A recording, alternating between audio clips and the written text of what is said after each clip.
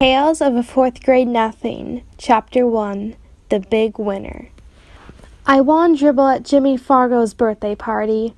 All the other guys got to take home goldfish in little plastic bags. I won him because I guess there were 348 jelly beans in Mrs. Fargo's jar. Really, there were 423, she told us later. Still, my guess was the closest. Peter Warren Hatcher's the big winner, Mrs. Fargo announced. At first I felt bad that I didn't get a goldfish too. Then Jimmy handed me a glass bowl. Inside there was some water and 3 rocks. A tiny green turtle was sleeping on the biggest rock. All the other guys looked at their goldfish. I knew what they were thinking. They wished they could have tiny green turtles too. I named my turtle Dribble while I was walking home from Jimmy's birthday party. I live at 25 West 60th Street. It's an old apartment building, but it's got one of the best elevators in New York City. There are mirrors all around. You can see yourself from every angle. There's a soft cushioned bench to sit on if you're too tired to stand. The elevator operator's name is Henry Bevelheimer. He lets us call him Henry because Bevelheimer is very hard to say. Our apartment's on the 12th floor, but I don't have to tell Henry. He already knows. He knows everybody in the building. He's that smart. He even knows I'm 9 and in 4th grade. I showed him Dribble right away. I wanted a birthday party, I said. Henry smiled. Your mother's going to be surprised. Henry was right. My mother was really surprised. Her mouth opened when I said, just look at what I won at Jimmy Fargo's birthday party. I held up my tiny green turtle. I've already named him, Dribble. Isn't that a great name for a turtle? My mother made a face. I don't like the way he smells, she said. What do you mean? I asked. I put my nose right down close to him. I didn't smell anything but turtle. So Dribble smells like turtle, I thought. Well, he's supposed to. That's what he is.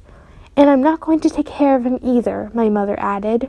Of course you're not, I told her. He's my turtle, and I'm the one who's going to take care of him.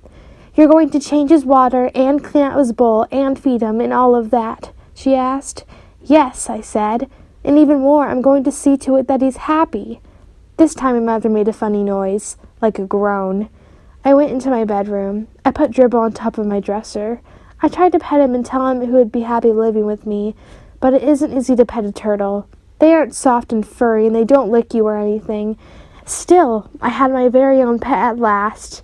Later, when I sat down at the dinner table, my mother said, I smell turtle. Peter, go and scrub your hands. Some people might think that my mother is my biggest problem. She doesn't like turtles, and she's always telling me to scrub my hands. That doesn't mean just run them under the water. Scrub means I'm supposed to use soap and rub my hands together. Then I've got to rinse and dry them. I ought to know by now. I've heard it enough. But my mother isn't my biggest problem. Neither is my father. He spends a lot of time watching commercials on TV. That's because he's in the advertising business. These days, his favorite commercial is the one about Juicy-O. He wrote it himself. And the president of the Juicy-O company liked it so much that he sent my father a whole crate of Juicy-O for our family to drink. It tastes like a combination of oranges, pineapples, grapefruits, pears, and bananas. And if you want to know the truth, I'm getting pretty sick of drinking it. But Juicy-O isn't my biggest problem either. My biggest problem is my brother, Farley Drexel Hatcher. He's 2.5 years old. Everybody calls him Fudge. I feel sorry for him if he's going to grow up with a name like Fudge, but I don't say a word. It's none of my business. Fudge is always in my way. He messes up everything he sees, and when he gets mad, he throws himself flat on the floor and screams. And he kicks. And he bangs his fist. The only time I really like him is when he's sleeping. He sucks on 4 fingers on his left hand and makes a slurping noise. When Fudge saw Dribble, he said, "Oh, see!" And I said, "That's my turtle. Get it? Mine. You don't touch him." Fudge said, "No touch." Then he laughed like crazy.